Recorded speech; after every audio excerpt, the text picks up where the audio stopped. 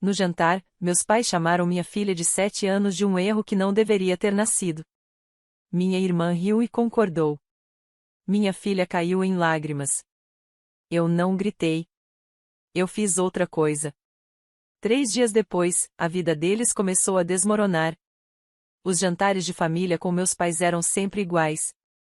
O vinho corria solto, as histórias já lembram quando vinham à tona, e de alguma forma tudo acabava voltando para mim como a piada da noite. Eles não chamavam assim, claro. Diziam que era nostalgia. Eu chamava de entretenimento gratuito às minhas custas. Aquela noite não foi diferente. A mesa estava cheia. Mamãe, papai, minha irmã mais velha, Erika, o marido dela, Brian, a filha deles, Grace, e eu. Minha filha, Izzy, sentava ao meu lado, balançando as pernas embaixo da cadeira, tentando parecer adulta no meio do barulho dos adultos. Derek, meu marido, não estava presente.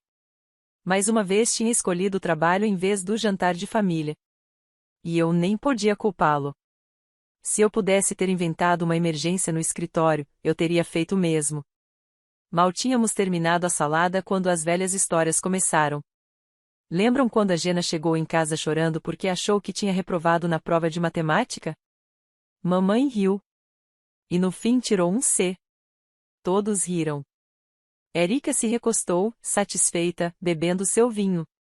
Papai sorriu, erguendo a taça na minha direção. E o Derek, disse ele, sempre trabalhando quando a família está reunida. Algumas coisas nunca mudam. Mais risadas.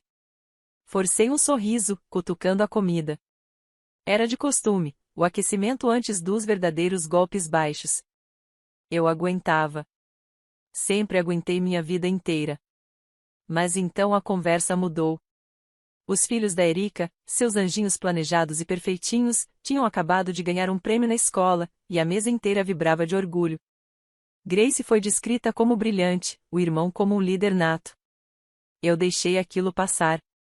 Bom para eles, de verdade. Então papai sorriu de canto, girando o vinho na taça. Nem toda criança nesta mesa foi planejada, disse ele. A voz leve, quase casual. Algumas foram acidentes, erros. Mamãe riu. Ah, sim. Nós com certeza não estávamos planejando a Jenna, não é? O calor subiu pelo meu pescoço, familiar e amargo. Eu já tinha ouvido essa história a vida inteira. Mas dessa vez, papai não parou aí. Ele se inclinou, quase conspiratório, e soltou. A Izzy nunca deveria estar aqui mesmo. Um erro que não deveria ter nascido. O ar saiu da sala.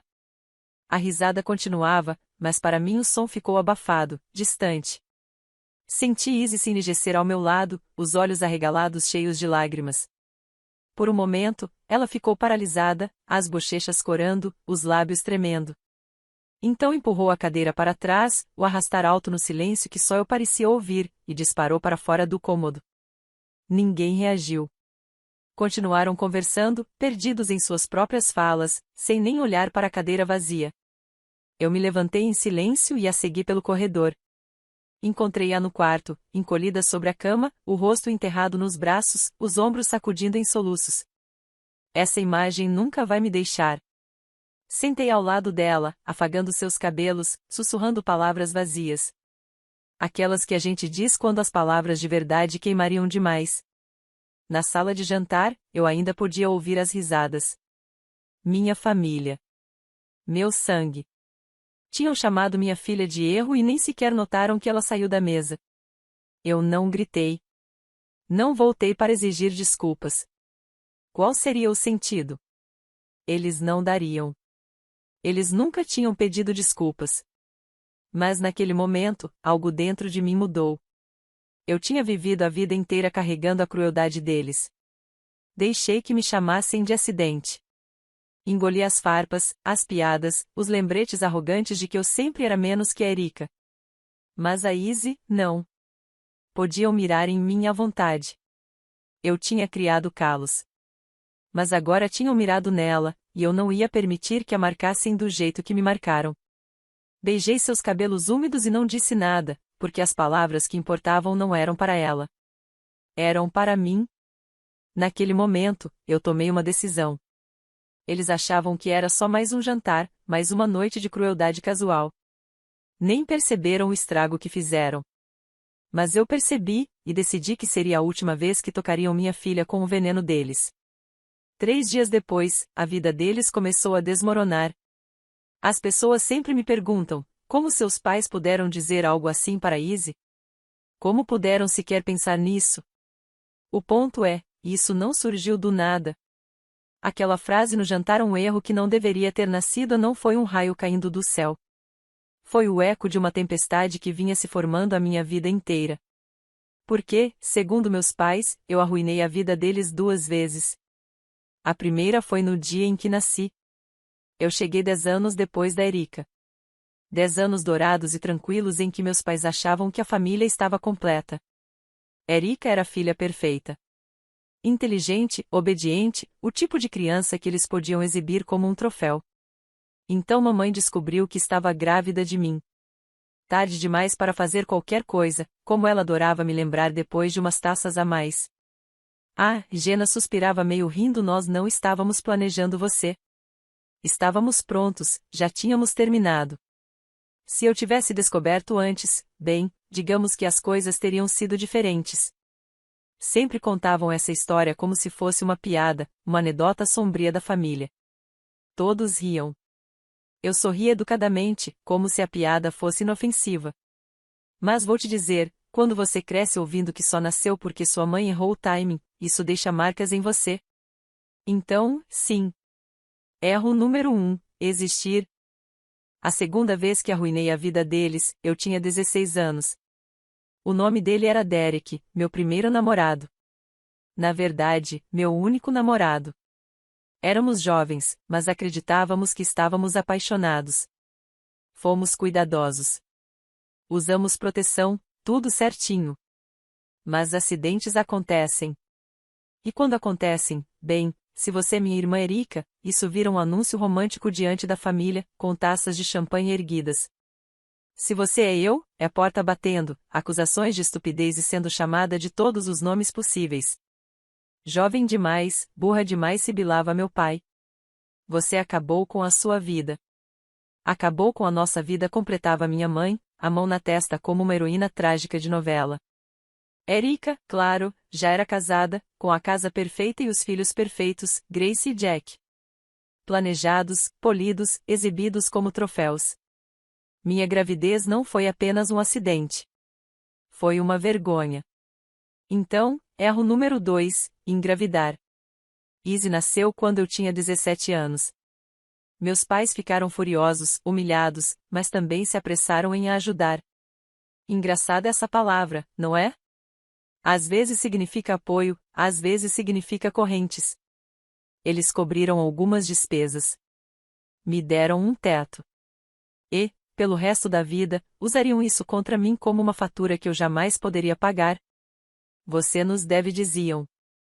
Sacrificamos tudo por você. Será que sacrificaram mesmo? Não de verdade. Porque, enquanto eles me repreendiam por ser irresponsável, Derek e eu é que estávamos fazendo turnos noturnos em empregos sem futuro. Nós é que trocávamos o sono por fraldas e mamadeira. Nós é que estávamos tentando construir algo. E a Erika, ela também recebeu bastante ajuda. Entrada para a hipoteca, cuidados com as crianças, férias. Mas no caso dela, era visto como generosidade. No meu, como dívida. Engraçado como a mesma carteira pode parecer tão diferente dependendo de para quem ela se abre. Só que tem uma coisa que meus pais nunca imaginaram, Derek e eu não desmoronamos. Aguentamos firme. Trabalhamos. Lutamos com unhas e dentes para seguir em frente. Aos 19 anos, nos casamos. Não porque precisávamos, mas porque queríamos. Porque nos amávamos. Eu comecei um pequeno negócio online, algo que pudesse fazer de casa enquanto cuidava da Izzy. Era para ser apenas uma renda extra, nada mais. Mas o negócio deslanchou. Primeiro alguns pedidos, depois clientes recorrentes, e logo uma renda suficiente para que eu não precisasse mais bater ponto no horário de ninguém. Pouco tempo depois, Derek se juntou a mim em tempo integral. Construímos aquilo juntos e, agora, até temos alguns funcionários e um pequeno escritório. Não éramos ricos, mas estávamos confortáveis. Na verdade, estávamos indo muito melhor do que qualquer um esperava, melhor até do que muita gente com diploma. Aos 24 anos, já estávamos cobrindo bem mais do que nossa parte das despesas. Estávamos pagando a maior parte da hipoteca, cobrindo as contas de luz e água. Derek consertava o telhado, cuidava dos vazamentos, cortava a grama. Eu cozinhava quase todas as noites, lavava roupa, mantinha a casa funcionando. Na prática, não éramos mais os dependentes deles. Éramos os provedores. Mas, se você perguntasse aos meus pais, eles ainda eram os heróis da história. Para eles, eu continuava sendo o acidente que não deveria ter acontecido. A mãe adolescente que os envergonhou. A filha que eles a resgataram. Sentavam-se à mesa, taça na mão, e diziam coisas como: lembram quando tivemos que intervir depois que a Jenna arruinou tudo? Onde ela estaria sem a gente? E eu engoli as palavras, porque a verdade é de que eles vinham vivendo às nossas custas havia anos, não mudaria a narrativa deles. Eles estavam presos a um passado em que eu sempre lhes devia algo. E não importava o quanto eu desse, nunca era suficiente. Por isso, o que disseram naquele jantar não me chocou. Doeu. Deus, como doeu ver o rosto da Izzy se desfazer, ouvir o arrastar da cadeira, assistir ela correr para fora da sala. Vou carregar essa cena para sempre. Mas surpresa? Não. Porque eles me chamaram de erro a vida inteira. A única diferença, dessa vez, foi que minha filha também ouviu. E essa seria a última vez.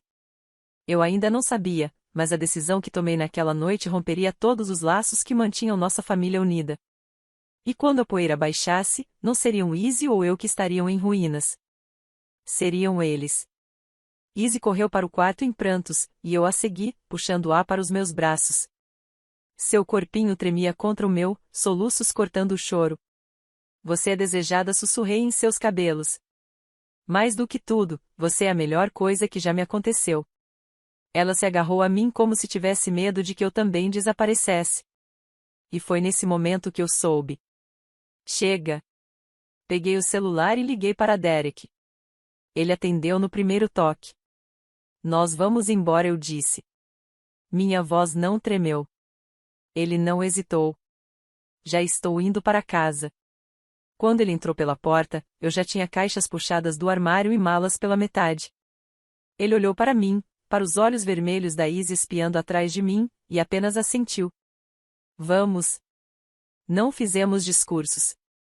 Não demos a mamãe e papai a satisfação de uma cena dramática. Só arrumamos nossas coisas.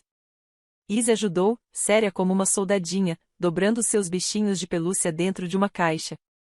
Não perguntou por quê. Não precisava. Crianças sabem.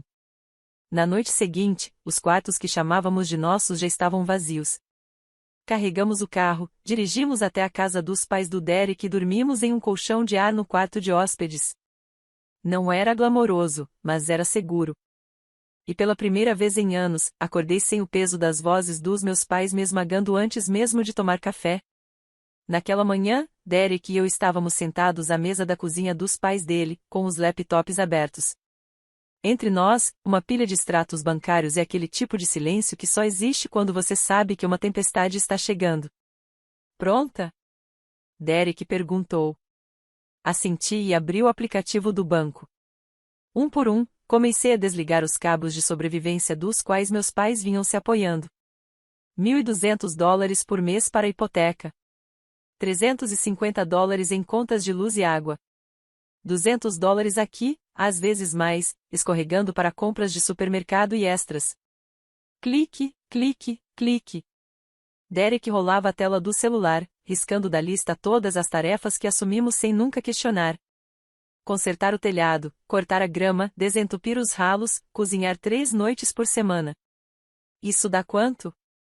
Quase uns $20.000 por ano, murmurou ele. Mais perto de 25, respondi, encarando a tela. Meu dedo pairou sobre a última transferência, e então apertei em cancelar. Estava feito. Me recostei na cadeira, o coração firme. Pela primeira vez na vida, eu não era devedora deles. Eu estava livre. Eles ainda não sabem, disse, fechando o laptop. Mas a torneira acabou de fechar. E a seca está chegando. Derek estendeu a mão, apertou a minha e sorriu de forma sombria. Deixa que descubram do jeito mais difícil. Por um tempo, só houve silêncio. Silêncio demais. Eu esperava que meu celular explodisse de fúria no momento em que percebessem os quartos vazios. Mas não. As horas viraram um dia, depois 2. Nada. Eu me pegava checando o telefone a cada notificação, esperando onde vocês estão. O que aconteceu? Mas não, nada disso. Foi me atingindo devagar, como uma piada de mau gosto, eles nem tinham notado que nós havíamos ido embora. Quando a primeira ligação finalmente veio, não era o que eu esperava. Não era pânico, nem raiva. Era puro direito adquirido, como sempre. Jenna, disse minha mãe, despreocupada. Você pode cozinhar para nós neste fim de semana?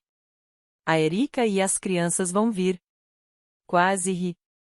Nós não moramos mais aí, eu disse. Nos mudamos. Silêncio, depois uma respiração curta e irritada. Como assim se mudaram? Nem nos avisaram. Achei que não precisava, respondi. Os quartos vazios meio que dizem tudo. Ela desligou. Mais tarde, pelo boca a boca, ouvi a reação deles. Não foi tristeza, nem vergonha. Foi arrogância. Finalmente papai disse para Erika, ela está se virando sozinha. Demorou bastante, acrescentou mamãe. Pelo menos agora não é mais uma perdedora morando debaixo do nosso teto. Ri quando ouvi isso. Um riso seco, amargo. Porque se aquilo não fosse o exemplo perfeito da ilusão deles, eu não sei o que seria. Eles realmente achavam que estavam me sustentando, quando, na verdade, Derek e eu é que estávamos sustentando eles. Alguns dias depois, começaram as ligações de verdade. Cadê o dinheiro das contas de luz? Exigiu papai, a voz tensa. Nós não moramos mais aí, eu disse. Não vamos pagar mais. Ele soltou uma risada curta. Não seja ridícula. É claro que vocês vão continuar pagando. Vocês nos devem. Não devemos, respondi. A linha caiu. A ligação seguinte foi pior. Vocês estão nos abandonando? Disparou mamãe. Depois de tudo que fizemos por vocês, nós carregamos vocês. Não, eu disse baixinho. Nós carregamos vocês. Desliguei antes que ela pudesse responder. Minhas mãos não tremeram. Desta vez, não. As ligações continuaram. Primeiro papai, depois mamãe, depois Erika em nome deles. Vez após vez, meu celular acendia, e todas as vezes eu deixava tocar até o silêncio voltar. Eu não estava mais jogando o jogo deles. Foi estranho no começo, ignorá-los. Por anos, eu tinha sido condicionada a atender cada mensagem, cada suspiro, cada precisamos de você. Mas agora eu só observava a tela piscar e depois apagar, como se estivesse assistindo à vida de outra pessoa. Fantasmando meus próprios pais. Quem diria? Enquanto isso, Derek e eu assinamos o contrato do aluguel. Cozinha iluminada, 2 quartos, um quintalzinho nos fundos onde Izzy podia desenhar arco-íris de giz no chão. Não era um palácio, mas era nosso. E, diferente da casa dos meus pais, não vinha com uma conta disfarçada de obrigação familiar. A aprovação foi rápida. Nossa renda estava sólida. Nossas referências, limpas. O senhorio sorriu ao nos entregar as chaves. Vocês parecem estáveis. Estáveis. Aquilo era inédito. Fiquei em pé na sala vazia, paredes nuas, a luz entrando pelas janelas, e pensei, é isso que a liberdade parece. Izzy corria em círculos pelo chão de madeira, rindo, a voz ecoando. E, pela primeira vez, o único peso sobre mim era o alívio. É claro que meus pais não sabiam onde morávamos. Ainda não. Mas sabiam onde trabalhávamos. Era uma terça-feira quando apareceram no escritório a pequena loja que Derek e eu havíamos transformado no coração do nosso negócio online. Eu os vi pelo vidro antes de entrarem. Duas nuvens de tempestade cruzando o estacionamento. Lá vamos nós, murmurei para mim mesma. A porta se escancarou. Gena. A voz da minha mãe estalou como um chicote. O que você pensa que está fazendo? Não me levantei. Apenas cruzei os braços sobre a mesa e esperei. O rosto do meu pai estava vermelho. Você nos abandonou depois de tudo que demos a você, depois de tudo que fizemos por você. E é assim que nos retribui? Inclinei a cabeça, calma. Retribuir vocês? Não. Vamos deixar claro, eu carreguei vocês por anos. Mamãe arfou, como se eu tivesse lhe dado um tapa. Como ousa? Nós lhe demos um teto, comida, ajudamos com aquela criança. Aquela criança, interrompi, com a voz afiada como vidro, é a razão de estarmos tendo essa conversa. Vocês lembram o que disseram para ela no jantar? Lembram? Eles trocaram um olhar e depois deram de ombros, quase entediados. Ela não era desejada, disse papai, seco. Você também não. Era assim que era. Aquilo me atingiu como uma onda gelada. Não porque fosse novidade, mas pela facilidade com que disseram, como se não fosse mais ofensivo do que comentar sobre o tempo. Então me levantei, devagar, de forma deliberada. Eu deixei vocês me tratarem assim. Eu deixei vocês rirem de mim, me diminuírem, me usarem. Mas não vou deixar fazerem isso com a Izzy. Acaba aqui. Sem contato, sem dinheiro. Nunca mais. Você não pode estar falando sério, gaguejou mamãe. Estou.